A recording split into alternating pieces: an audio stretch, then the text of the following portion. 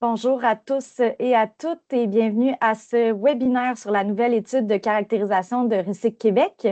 Avec le souci de réduire notre empreinte environnementale, les micros et les caméras sont désactivés. Tout au long du webinaire, je vous invite à inscrire vos questions à l'aide de la fonction Q et R que vous trouvez en haut de votre écran. Nous réservons du temps à la fin pour répondre à vos questions. L'enregistrement du webinaire et la présentation seront disponibles sur le site de Recyc Québec et vous recevrez aussi les liens par courriel. Donc, sans plus tarder, je vous laisse avec notre conférencier Nicolas Belrose. Merci Laurie. À mon tour de vous souhaiter la bienvenue à ce webinaire pour vous présenter un peu les coulisses et les résultats de notre étude de caractérisation dans les centres de tri CRD de la province. Donc, je suis chez Recyc Québec conseiller en environnement, participant dans l'équipe responsable du suivi du secteur CRD au Québec. Donc, qu'est-ce qui nous a d'abord mené à faire cette étude de caractérisation-là dans les centres de tri CRD? Je dirais, au fil des années, on avait différentes questions qui étaient soulevées quand on rencontrait les différents opérateurs de centres de tri, à savoir, ben là, on ne reçoit pas juste des CRD, il nous faut des débouchés pour nos rejets. Dans certains cas, même si le matériel est trié, on est obligé de le retrier. Et le matériel est souvent trop contaminé, donc on ne le trie pas, on l'envoie directement dans nos rejets. Donc, nous, on voulait un peu savoir si finalement ces différentes situations-là étaient anecdotique ou si c'était quelque chose de fréquent ou de récurrent à l'intérieur des centres de tri. Puis on n'avait pas de données ou d'informations vraiment très concrètes pour pouvoir répondre à ces questions-là. Donc, c'est ce qui nous a amené à faire cette étude-là pour justement aller chercher des réponses à ces questions. Maintenant, pour faire la préparation de cette caractérisation-là, au tout début, on voulait que, comme la plupart de nos études, que ce soit une représentativité du Québec et non pas une représentativité soit d'une région ou même d'un centre de tri en particulier. Pour donner une image, c'est un peu comme si on ramenait finalement tous les centres de tri à un endroit et que toute la province avait un seul centre de tri pour traiter l'ensemble des matières. Donc, pour faire cette étude-là, on a repris un peu la procédure qu'on utilise aussi pour d'autres études de caractérisation qu'on fait, par exemple dans les sites d'enfouissement ou encore dans les centres de tri de collecte sélective. Donc, on sépare tout d'abord le Québec en 6 strates, donc qui permettent d'avoir une représentativité du Québec. On a donc, par exemple, la strate de Montréal, la strate des régions éloignées de moins de 40 000 habitants, plus de 40 000 habitants. Donc, il y a différents paramètres qui nous permettent de séparer le Québec. Et nous, à ce moment-là, on essaie de trouver un centre de tri dans chacune de ces strates-là pour pouvoir avoir des données. Maintenant, une fois qu'on a choisi un peu cette représentativité-là, ben là, il faut établir un peu le cadre. Donc, par une analyse statistique, on est capable de déterminer combien d'échantillons on a besoin et quel poids d'échantillons on a besoin de prendre pour avoir cette représentativité que l'on a. Puis ça, c'est les deux facteurs les plus importants pour le coût de cette étude-là. Donc, encore une fois, en se basant sur certaines données qu'on a eues de précédentes études de caractérisation, on est arrivé à un certain nombre d'échantillons, à un certain poids qui nous amenait à dire que même si on prenait plus d'échantillons ou des échantillons plus gros, ben, on n'avait pas d'amélioration nécessairement sur les résultats ou sur la confiance des résultats d'un point de vue statistique. C'est là aussi qu'on a déterminé finalement le nombre de centres de tri qu'on allait échantillonner. Puis finalement, ben, une fois qu'on a déterminé auprès de quel centre de tri on allait s'exécuter, ben là, il fallait à ce moment-là déterminer les matières qu'on voulait catégoriser et quantifier à l'intérieur des différents échantillons. Donc là, on a repris finalement les mêmes catégories qu'on utilise pour nos caractérisations, par exemple, à l'élimination, donc pour pouvoir faire un lien après ça entre les deux destinations. Puis on avait aussi à préparer un questionnaire qui était administré aux chauffeurs au moment où ceux-ci arrivaient au centre de tri pour pouvoir classer certaines, acquérir certaines informations supplémentaires. Donc, justement, sur les questions qui étaient posées auprès des chauffeurs, donc on avait la provenance, donc chacune des municipalités qui était faite. On demandait également la source.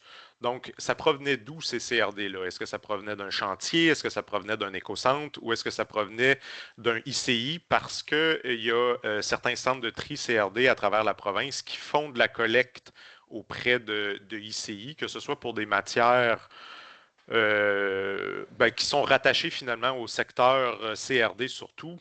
Le meilleur exemple que je peux donner, c'est un centre de tri CRD pourrait louer un conteneur à un fabricant de portes et fenêtres, par exemple, dans sa municipalité, pour pouvoir recueillir les différents rejets de cette usine-là. Ou si on veut aller vraiment à l'exemple ultime, c'est-à-dire un conteneur pour récupérer les matériaux provenant d'une usine de fabrication de maisons usinées.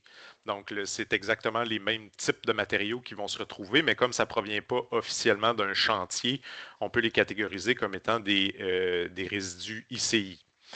Puis ensuite de ça, on demandait si ça provenait d'un chantier, quel genre de chantier ou quel type de chantier ça provenait. Est-ce que c'était un chantier, je vais dire, général ou qui provenait d'un entrepreneur spécialisé, comme par exemple un entrepreneur de toiture?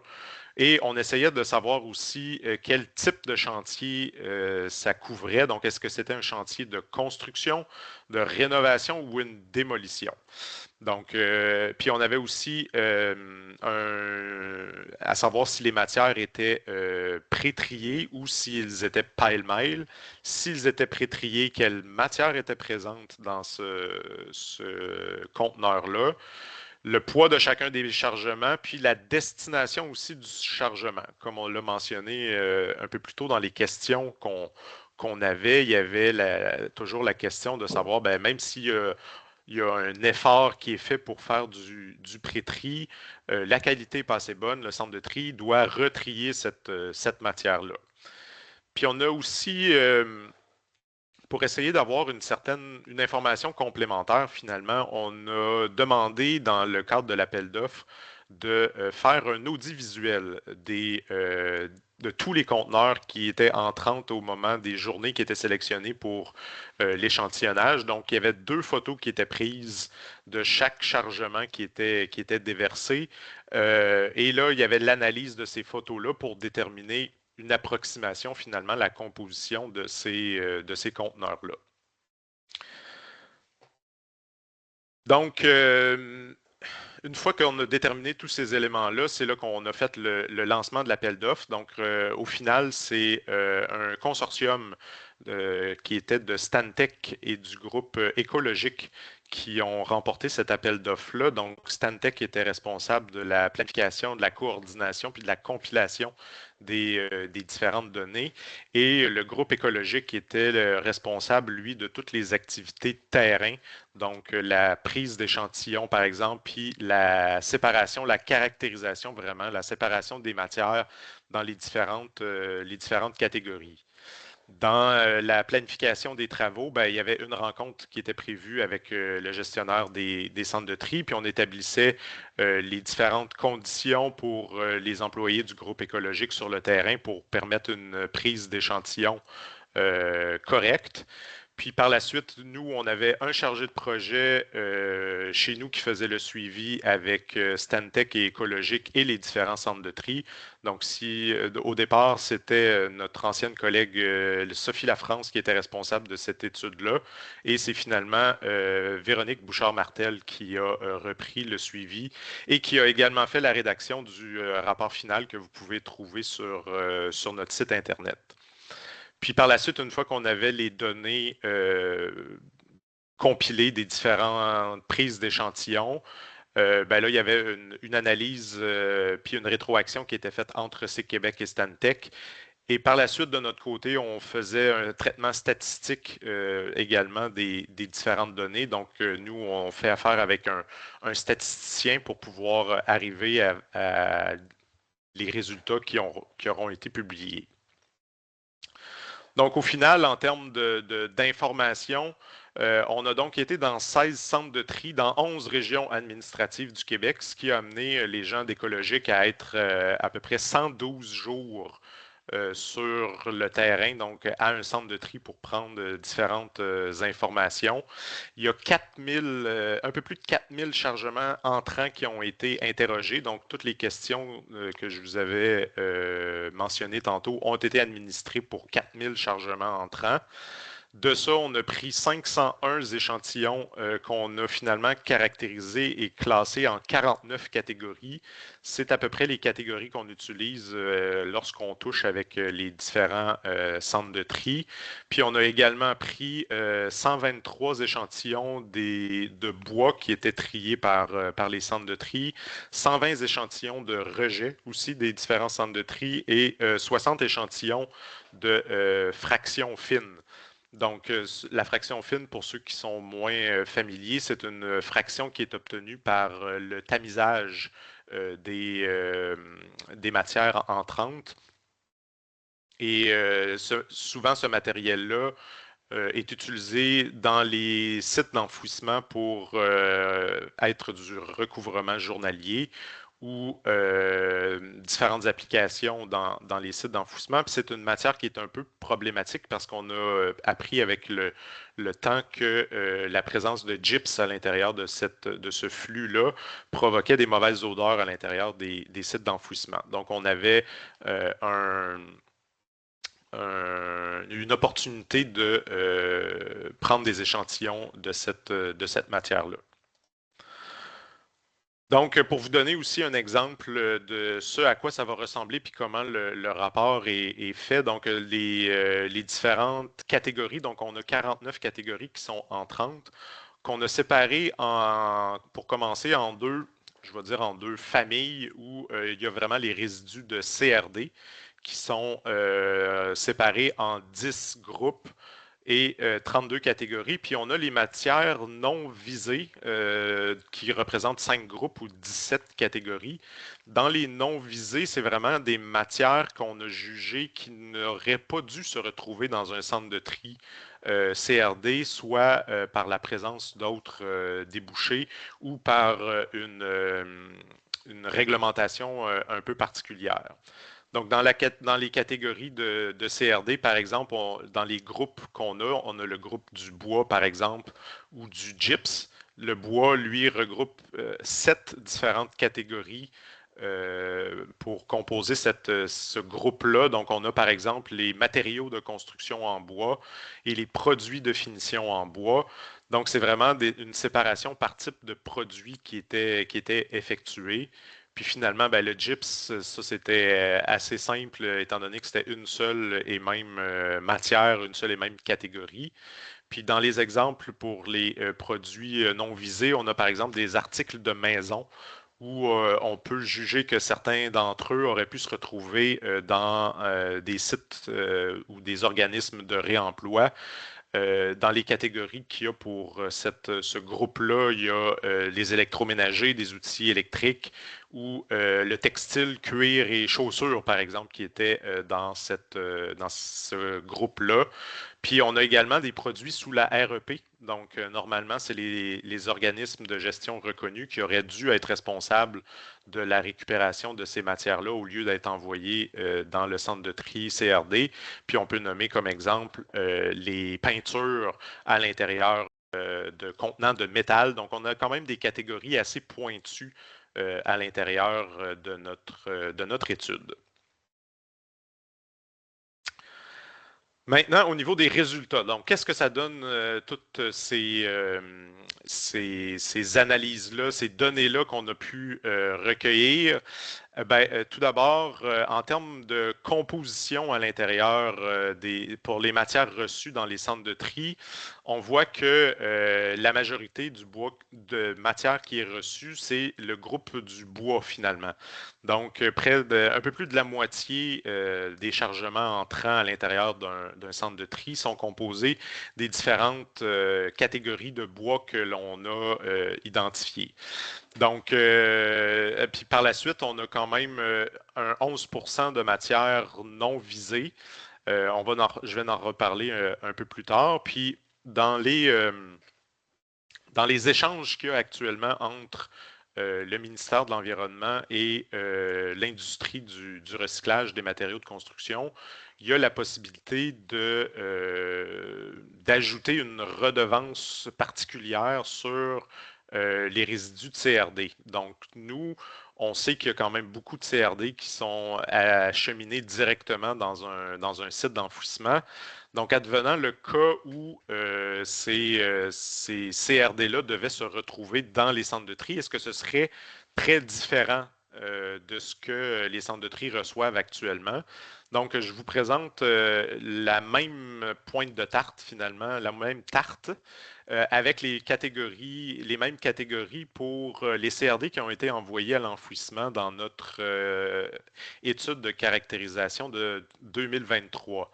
Donc, on peut voir que, mis à part le bois qui est un peu moins présent dans ces chargements-là, des chargements envoyés à l'élimination, la représentation est somme toute assez semblable. Il n'y a pas énormément de différence à ce sujet-là. Donc, ça peut nous amener l'hypothèse que, advenant le cas où cette redevance supplémentaire-là était appliquée par le ministère et qu'il y avait plus de matière qui était acheminée vers les centres de tri, ben, les centres de tri se retrouveraient quand même avec des matières assez semblables finalement et n'auraient peut-être pas à ajuster énormément leur procédé de tri finalement pour répondre à ce nouveau flux-là. J'apporte aussi une précision sur la catégorie des particules fines. C'est pas tout à fait la même définition que l'on a pour une caractérisation qu'avec ce que l'industrie a d'une particule fine. Comme je le mentionnais tantôt, cette catégorie-là est souvent utilisée en matériel de recouvrement dans les sites d'enfouissement, sauf qu'on parle d'une granulométrie habituellement pour ces applications-là de 0 à 2 pouces. Alors que nous, notre catégorie particules fines à l'intérieur de la caractérisation, c'est vraiment une matière qu'on n'est pas capable d'identifier, donc qui est vraiment très granulaire, comme du sable ou de la terre, par exemple, ou des graines qu'on n'a pas pu identifier finalement, et non pas, donc par exemple, un petit morceau de bois pouvait être catégorisé dans le bois finalement et non pas dans les particules fines. Donc, on parlait tantôt des différentes catégories de bois, donc les 7 catégories de bois qui composent les 52% de matière entrante dans les centres de tri. Donc, on voit qu'il y a quand même une répartition euh, il y a la présence importante des matériaux de construction en bois. Ça, finalement, c'est tout ce qui est le bois d'œuvre à l'intérieur de cette catégorie-là. Donc, on peut penser à du bois de charpente, les 2 par 4, 2 par 6, 2 par 10. On parle aussi de bois comme des panneaux d'OSB ou des panneaux de contreplaqué. Donc, ça, ce sont ce qu'on a mis dans les catégories de matériaux de construction en bois. Ça représente donc 40% de de tout le bois qui est envoyé dans les centres de tri. Si on l'applique en tonnes, ça fait tout de même 350 000 tonnes de bois qui est reçu par les centres de tri. Donc, ça fait quand même un bon volume de bois. Puis, on peut voir les autres catégories. Donc, on a les produits de finition en bois qui sont particulièrement euh, tout ce qui est moulure, MDF, mélamine, donc des choses que c'est plutôt où la fibre de bois est beaucoup plus petite et qu'on utilise plus dans la finition des bâtiments. Puis sinon, on a aussi donc les palettes de bois, les contenants et emballages. On a également des arbres, du bois traité, puis du bois qui est soit trop pourri ou brûlé provenant de résidus d'un incendie, par exemple.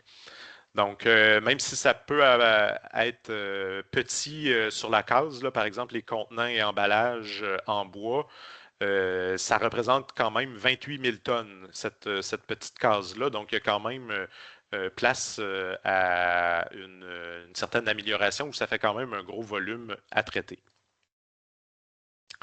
Puis maintenant, au niveau de la catégorie des produits non visés, donc ce qui ne devrait pas se retrouver dans un centre de tri, ben, effectivement, ce que ça représentait 11% de tous les intrants à l'intérieur d'un centre de tri, puis on retrouve la principale catégorie, c'est vraiment les articles de maison, finalement, qui sont dans cette portion-là. On a aussi les matières recyclables qui devraient plutôt se retrouver dans la collecte sélective, comme le papier, comme des contenants alimentaires. On a aussi de la matière organique qu'on retrouve comme des résidus verts ou des résidus alimentaires, des produits sous REP aussi qui sont là.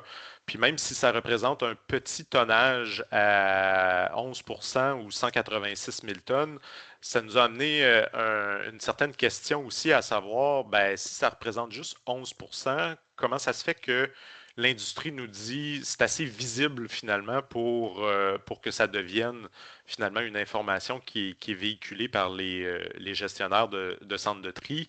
Ben, c'est surtout parce qu'on les retrouve dans presque tous les échantillons. Donc, on a 3 conteneurs sur 4 contenaient au moins un des produits non visés à l'intérieur du conteneur. Donc, c'est vrai finalement qu'il y a plusieurs fois, on va retrouver des matières non visées à l'intérieur des conteneurs, même si ça ne représente pas un énorme tonnage de ces matières-là, de cette catégorie-là. Maintenant, pour la répartition de la provenance des différents chargements, donc on voit que les 3 quarts des matières qui sont reçues par les centres de tri proviennent finalement de chantiers de tout acabit, donc que ce soit donc, c'est vraiment des éléments de construction ou sur des chantiers, finalement, qu'on va retrouver ça. La deuxième portion, c'est effectivement les écocentres, donc certaines municipalités qui ont donné des appels d'offres pour la collecte des résidus d'écocentres, les différentes matières récupérées à l'écocentre pour être triées. Puis l'autre partie est au niveau des ICI. Puis maintenant, quand on regarde par la suite les chantiers, comment on se répartit, là, je vous présente quand même l'information, mais on pense que la question n'avait peut-être pas été suffisamment bien comprise par les chauffeurs. Puis en rétrospective, c'est sûr que c'est difficile d'identifier vraiment précisément à quel moment on est dans une rénovation ou on est dans une construction ou une reconstruction après une rénovation. Donc finalement, ce flou-là teinte peut-être un peu les résultats de cette séparation-là finalement parce que ça m'apparaît quand même beaucoup d'avoir par la suite les 3 quarts qui provient de chantiers vraiment de construction, surtout en 2024 où la construction était déjà un peu au ralenti comparativement à d'autres années. Donc, il y a peut-être un élément à mettre en tête au moment de la lecture de certains résultats. Maintenant, sur la composition des échantillons qui provenaient des écocentres. Donc, on a fait à l'intérieur des différents échantillons qu'on a pris des intrants. Il y avait 64 échantillons qui provenaient d'écocentres qu'on a caractérisés. Donc, en prenant les grandes catégories, on voit qu'il y a quand même vraiment beaucoup de bois, encore une fois, qui est généré par ce secteur-là, par ce flux-là provenant des écocentres. Puis en le comparant avec les échantillons qui étaient pris sur les chantiers, on voit que la catégorie finalement des autres CRD est beaucoup plus importante que dans les flux provenant des écocentres. Donc le bois est un peu remplacé par d'autres matières finalement, ce qui est dans un sens certain et d'une certaine logique finalement, étant donné que les écocentres sont surtout dédiés pour les citoyens. La maison unifamiliale est composée beaucoup de bois à l'intérieur de la structure, à l'intérieur des murs. C'est plutôt rare que monsieur, madame, tout le monde va utiliser des montants d'aluminium à l'intérieur de ses murs, de son sous-sol. Donc, ce qu'on voit plus couramment dans le secteur commercial ou dans le cas d'édifices en hauteur, par exemple, qui peuvent être construits et récupérés dans les différents chantiers. Puis on peut noter aussi une certaine différence entre la présence des produits non visés qui sont un peu plus présents dans les écocentres que dans les chantiers, ce qui amène toujours la notion d'instructions qui sont données aux résidents qui se présentent dans les écocentres où effectivement parfois il peut y avoir des mélanges qui sont faits à l'écocentre même il y a peut-être une moins grande répartition qui est faite, séparation qui est faite dans les différents écocentres. Donc maintenant sur la question qu'on avait ou qu'on nous disait que le matériel est souvent trop contaminé, on ne le trie pas. Donc si on avait de la destination des chargements qui était demandée dans notre questionnaire. Donc ça, c'était vraiment de savoir le chargement qui entre une fois qu'il est pesé, la personne décide de l'envoyer où finalement. Donc, sur les 4006 chargements que l'on a pu analyser, c'est la quasi-totalité finalement qui est envoyée soit vers le tri ou directement vers les matières sortantes. Puis on peut constater que c'est vraiment une très faible proportion finalement, donc de 2% ou à peu près un chargement sur 50 qui est envoyé directement dans les rejets finalement que on a la personne a évalué que ça ne valait pas la peine de le trier en tant que tel pour, je veux dire, X, Y raisons. Chaque centre de tri a un peu ses raisons de ne pas trier certaines matières. Donc, ça reste somme toute une pratique marginale. Donc, on peut penser que les centres de tri font leur activité pour laquelle ils ont prévu faire, c'est-à-dire faire le tri des différentes matières qui leur sont acheminées. L'autre question qui était soulevée par les différents gestionnaires, on avait la portion que même si le matériel est trié, on est obligé de le retrier. Donc, encore une fois, en regardant à l'intérieur de tous les chargements entrants, on est capable d'identifier un petit peu moins de 1000 chargements, un petit peu moins de 25% qui étaient ce que moi j'appelle monomatière, c'est-à-dire qui avaient été identifiés comme étant soit triés à la source ou qui provenaient qui contenait une seule et même matière. Ça peut être, par exemple, je reviens à l'entrepreneur de toiture qui, à l'intérieur de son chargement, va avoir une majorité de bardeaux d'asphalte à l'intérieur de son chargement, ou encore s'il y a eu une démolition puis qu'on est rendu à démolir la fondation d'une maison, ben là, le conteneur va avoir principalement du béton à ce moment-là à l'intérieur. Donc, c'est des situations qu'on peut voir comme étant une monomatière. Et de ces chargements-là, donc, il y en a seulement 2 qui ont été envoyés à l'élimination, qui étaient trop contaminés. Puis sinon, la répartition, c'est grosso modo 2 tiers, 1 tiers. Donc, il y a 2 tiers de ces conteneurs-là qui ont tout de même été envoyés vers le tri, mais il y en a quand même un tiers qui a été envoyé directement vers les matières sortantes.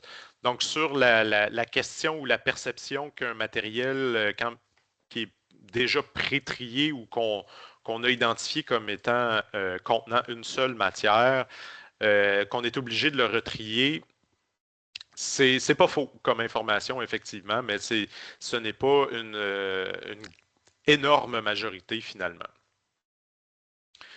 Puis sur l'autre question sur le fait qu'il n'y a pas beaucoup de débouchés pour les rejets des centres de tri, encore une fois, ça a été, je veux dire, une certaine surprise du fait qu'il y a encore quand même beaucoup de matière à potentiel de recyclage à l'intérieur des rejets des centres de tri. Donc, il y a environ le tiers des rejets qui sont composés donc de bois, le bois de charpente, les matériaux de construction en bois, les produits de finition en bois. Donc, c'est des choses qu'on retrouve encore dans les rejets des centres de tri. Puis, il y a aussi d'autres matières, des fois pour lesquelles les débouchés au niveau des CRD sont effectivement un peu plus difficiles. Dans le cas du gyps et du bardeau, par exemple, au moment de la réalisation des travaux de caractérisation, il n'y avait plus aucun débouché de gyps de disponible dans la province. Donc, c'est un peu normal que cette matière-là prenne de la place finalement dans les rejets des centres de tri. Finalement aussi, là, je ne fais pas de présentation particulière sur ces sections-là, mais dans le rapport, vous allez pouvoir aussi trouver des informations sur la variabilité saisonnière des différentes matières à l'intérieur de la caractérisation, parce que les échantillons se sont déroulés sur toute l'année. Donc, on peut comparer finalement ce qu'on a séparé en étant la haute saison et la basse saison de la construction, voir s'il y avait effectivement des disparités importantes pour certaines catégories de matières. On peut voir également la composition selon l'origine, donc avec les différentes catégories pour les chantiers, pour les matières provenant de chantiers, les matières provenant de ICI et les matières provenant des écocentres. Puis il y a également la composition du bois sortant des centres de tri que l'on peut retrouver à l'intérieur, que les centres de tri ont trié finalement. Maintenant, la suite, qu'est-ce qu'on va faire avec ces résultats-là? Ben, c'était une première, donc c'était la toute première fois que Recyc Québec procédait à une caractérisation à l'intérieur des centres de tri CRD, puis on espère que ce soit le début d'un exercice régulier. On a une fréquence à déterminer. Est-ce qu'on va la faire tous les 2 ans ou est-ce qu'on va attendre là, un possible changement dans la réglementation avant de faire une nouvelle caractérisation? C'est à voir. Dans le cas de l'élimination, par exemple, on fait ça tous les 2 ans maintenant ou à peu près. Donc, est-ce qu'on peut penser avoir la même fréquence? Peut-être. C'est sûr que ça va aussi en fonction de la disponibilité des sous-traitants qui font cette activité-là.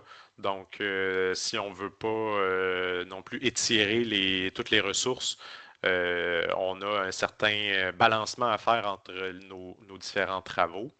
Puis, donc, le rapport complet est disponible sur notre site Internet et le webinaire aussi sera diffusé sur notre site Internet.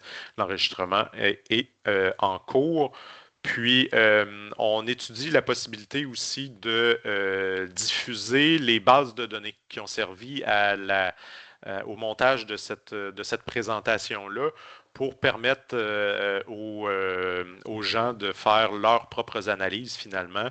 Donc, ce serait des bases de données anonymisées où on enlèverait le centre de tri où l'échantillon s'est produit, certaines données d'identification des chargements, par exemple, ou des choses comme ça. Donc, on est en train de regarder comment on pourrait anonymiser tout ça pour le rendre disponible et permettre aux différents acteurs là, de faire leurs propres analyses. Euh, Maintenant, pour améliorer la situation, ben, on a qui est pratiquement terminé un projet pour la réduction, par exemple, de la fréquence des matières non visées. Ben, on a un projet pour d'affichage sur chantier qui permettrait donc de faire aux employés d'avoir déjà une idée de où mettre les matières dans lesquelles, avec lesquelles ils se retrouvent, puis de sensibiliser justement les différents donneurs d'ouvrages pour ça. On donne l'exemple, c'est quelque chose qui est possible, qui est fait dans certaines municipalités. On a un entrepreneur là, qui a fait le test de demander finalement un bac de recyclage, un bac de déchets et un bac de matière organique qu'on retrouve chez les résidents, mais pour les mettre à la roulotte de chantier à ce moment-là, pour recueillir les matières qui sont générées par les employés durant leur pause, lunch ou autre. Et chacune des municipalités a participé de cette façon-là, puis les matières ont été collectées aussi avec la collecte régulière des matières. Donc, il y a quand même une possibilité d'offrir, de réduire finalement les matières non visées par des petits gestes finalement.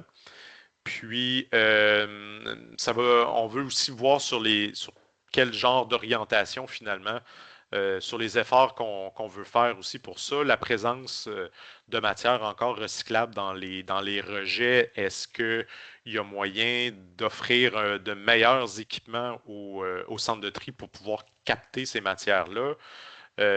Puis aussi, c'est sûr que le fait de procéder à de la démolition au lieu de la déconstruction, ça peut amener certains amalgames de matières, ce qui fait que même si séparément, c'est toutes des matières qui sont recyclables, ben, une fois qu'ils sont toutes figées ensemble, c'est peut-être là qu'on a des difficultés puis que c'est envoyé dans les rejets à ce moment-là.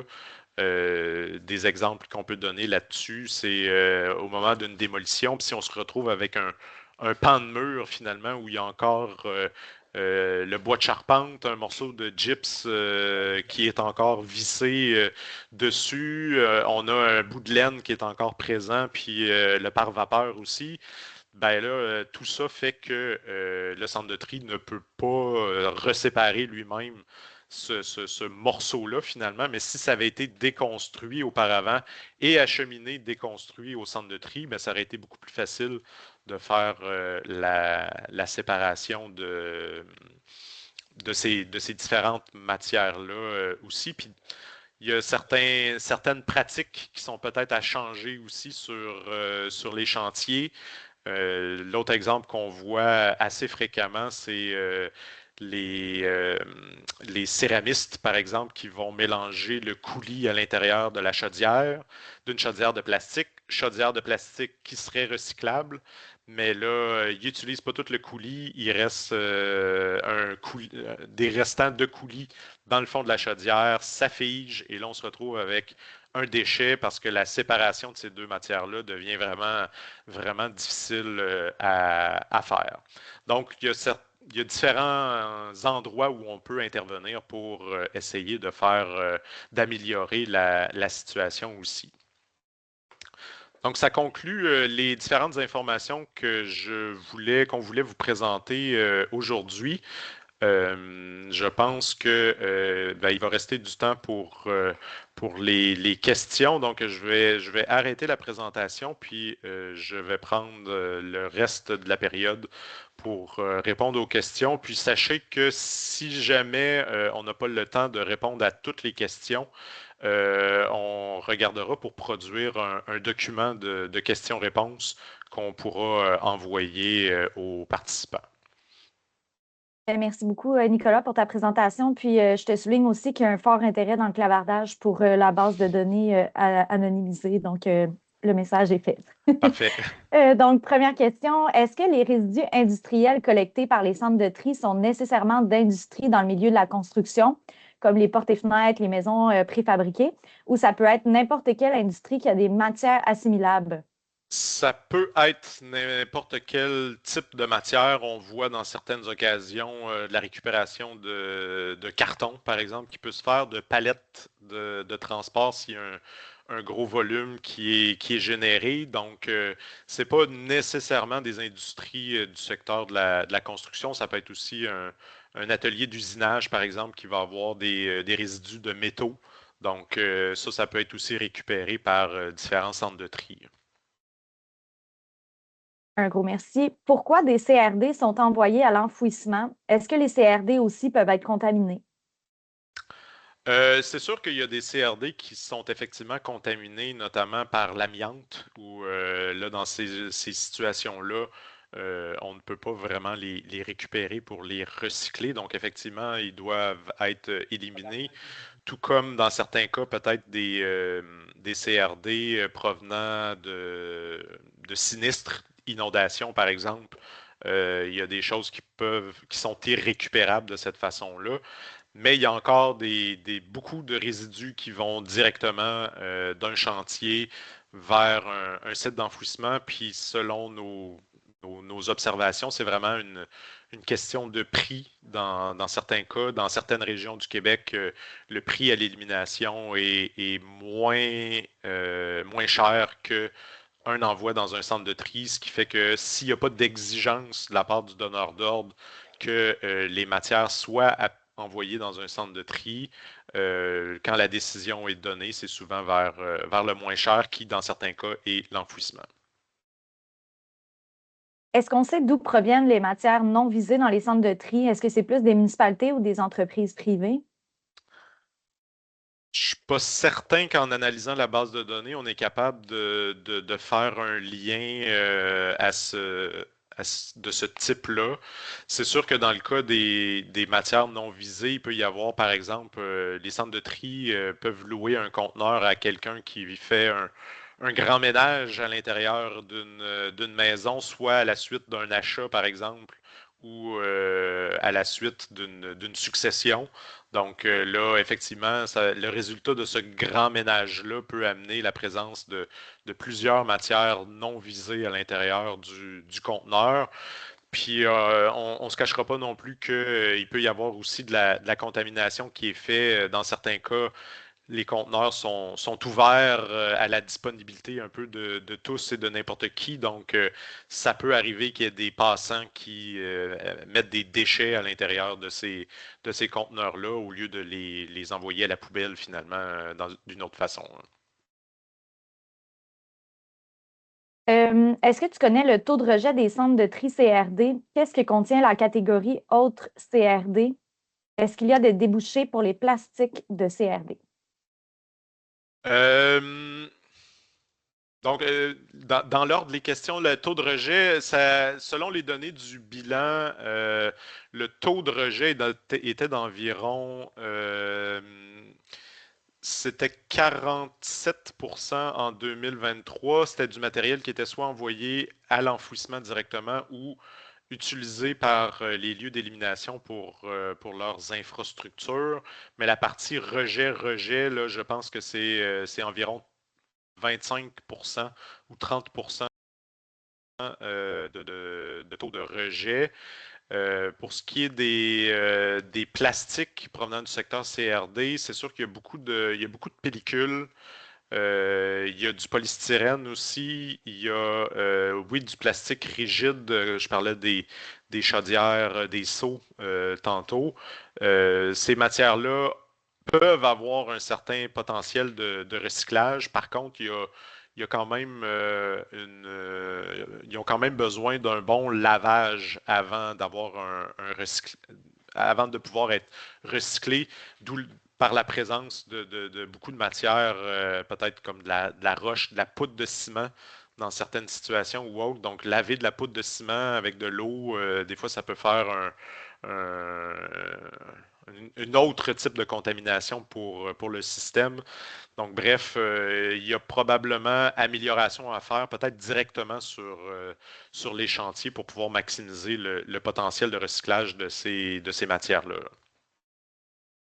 Quels constats et recommandations faites-vous de cette caractérisation pour améliorer la mise en valeur des matières acheminées au centre de tri? Ben, je dirais, il y a quand même, moi je dis plusieurs occasions que c'est des centres de tri avec lesquels qui reçoivent ces matières-là et non pas des centres de miracle. Donc, plus la matière entrante va être présentée de meilleure façon, ben, plus le centre de tri va être efficace dans son tri, dans sa séparation. C'est pour ça que je parlais de déconstruction aussi tantôt. C'est beaucoup plus facile de manipuler certaines matières en entier plutôt qu'en petits morceaux. Et des fois, c'est aussi une question de flux à l'entrée aussi. C'est sûr, quand il y a certains centres de tri qui peuvent utiliser des trieurs optiques, par exemple, ben là, oui, on a besoin d'une séparation aussi des différentes matières pour aider la technologie à mieux identifier les différentes matières qui sont envoyées. Donc, je pense que ça va être cet élément-là qui est clé aussi pour l'amélioration des résultats. Comment sont distinguées les matières sortantes et vers l'élimination? Ben, les matières sortantes, souvent dans les centres de tri, on a ce qu'on appelle des cases d'accumulation finalement, ou qui sont vraiment des, des tas de matières qui seront préparées pour être expédiées vers le recyclage. Donc, on peut penser, par exemple, une fois que le bois a été trié par un trieur, donc qui est acheminé dans une chute. Et là, le bois est pris par la suite souvent par une pelle mécanique pour être broyé, préparé pour être envoyé au recyclage ou en valorisation. Donc, il arrive dans certaines situations qu'une matière arrive à l'entrée où il y a une seule matière présente dans ce conteneur-là. Elle va être mise directement avec les matières qui ont été triées finalement. Puis, sur un peu le même principe, au bout de la table de tri se retrouve la majorité des rejets finalement, des matières qui n'auront pas été extraites par les trieurs. Donc, ça arrive, comme on l'a mentionné, là, une fois sur 50 environ, que le conteneur va passer tout droit de la table de tri pour être déversé directement dans les rejets finalement, là. Quand on parle des rejets, est-ce qu'on parle des matières qui sont éliminées? Oui, c'est des matières qui sont destinées effectivement dans les sites d'enfouissement. Lorsque une matière entrante est identifiée dans le questionnaire comme provenant d'une ville ou d'une municipalité, est-ce qu'il y a une analyse qui a été faite pour vérifier s'il y a un encadrement réglementaire relatif au CRD qui existe dans ces municipalités? On n'a pas poussé notre analyse jusque-là. Il y aurait un intérêt, effectivement, à faire un certain lien pour voir si dans ces municipalités-là, il y a de la réglementation qui est en place spécifiquement sur les CRD. C'est sûr qu'à notre connaissance aussi, puis notre équipe on travaille, nous, étroitement avec nos collègues qui suivent plus spécifiquement le secteur des municipalités. Puis à notre connaissance, il n'y a pas encore eu énormément de mesures qui ont été mises en place par les municipalités pour éviter l'élimination de CRD. Il y a beaucoup de projets sur la table, il y a beaucoup d'intentions à l'intérieur des PGMR qui ont été ciblés, mais en termes d'actions concrètes, il n'y en a pas eu énormément à notre connaissance. Donc, peut-être que de faire ce lien-là, c'est un peu trop tôt pour le faire, mais certainement que peut-être dans un deuxième exercice de caractérisation où là, il y aurait eu plusieurs mesures qui ont été mises en place par des municipalités, on pourra faire ce lien-là, là. Est-ce qu'on a une visibilité sur l'utilisation de ces déchets CRD triés et recyclés? Est-ce que c'est facile de les réintroduire sur le marché? C'est pas toujours facile de les réintroduire sur le marché. Ça va dépendre souvent de la qualité. Ça va dépendre aussi des types de preneurs, si c'est des preneurs à haute capacité ou à plus faible capacité. Dans certains cas, on a des matières qui sont recyclables, mais pour lesquelles le recycleur de la province, par exemple, n'a pas les capacités suffisantes d'accepter l'ensemble des matières générées dans la province. Puis c'est sûr qu'il y a aussi euh, un certain frein où même une matière sortante d'un centre de tri CRD est encore considéré comme étant à risque, est encore considéré comme une matière résiduelle à risque moyen par plusieurs intervenants du ministère, ce qui fait qu'un utilisateur de cette matière-là doit également obtenir une autorisation du ministère de l'Environnement pour recevoir ces matières-là. Donc ça peut freiner certains débouchés finalement pour ça. Mais il y a encore beaucoup de matières qui sont envoyées au recyclage, notamment le bois peut être recyclé à l'intérieur de panneaux de particules, principalement par l'usine de Tafisa à Lac-Mégantic, qui est un très grand preneur de bois de CRD à l'intérieur de la province. Puis il peut y avoir aussi du béton, par exemple, qui peut être recyclé en agrégat mélangé avec de la pierre de carrière pour faire différentes applications d'infrastructure. Est-ce qu'on connaît le type de bois envoyé à l'enfouissement? Par exemple, est-ce que c'est du bois traité, peint ou qui est assimilé à une matière dangereuse? On peut obtenir cette information-là parce on a reséparé chacun des rejets de centre de tri dans les 49 catégories finalement. Donc, oui, on pourrait cibler plus précisément quelle proportion de matériaux de construction en bois, de bois traité ou autre se retrouve dans les rejets. Là, je ne crois pas qu'on ait la description des différentes catégories qui ont été mises dans le rapport final, mais ça sera peut-être un complément d'information qu'on pourra donner, parce qu'effectivement, dans les différentes catégories, on donnait aux consultants une liste d'exemples, finalement, de produits qu'on voulait mettre dans cette catégorie-là.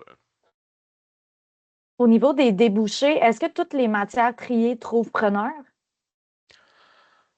Habituellement, quand un centre de tri va extraire une matière, c'est parce qu'il y a un preneur pour cette matière-là. Donc, oui, il y a des débouchés pour chacune des matières.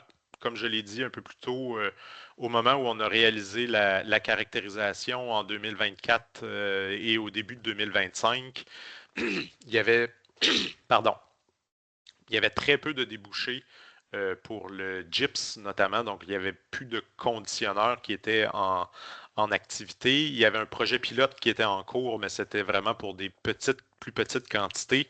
Donc c'est à peu près sûr que le gyps se retrouvait systématiquement à l'élimination de cette façon-là, même s'il est envoyé dans le centre de tri. Mais sinon, si le centre de tri fait un effort pour extraire une matière de son flux d'intrants, c'est parce qu'il y a une possibilité de recyclage ou de valorisation.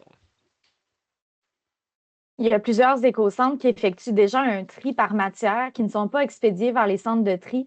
Comment ce volume est comptabilisé? Ça, c'est plus au niveau de notre bilan. Effectivement, que si c'est pas envoyé dans un centre de tri, ben, dans notre cas, on n'a pas pu l'intercepter dans le cadre de cette étude-là.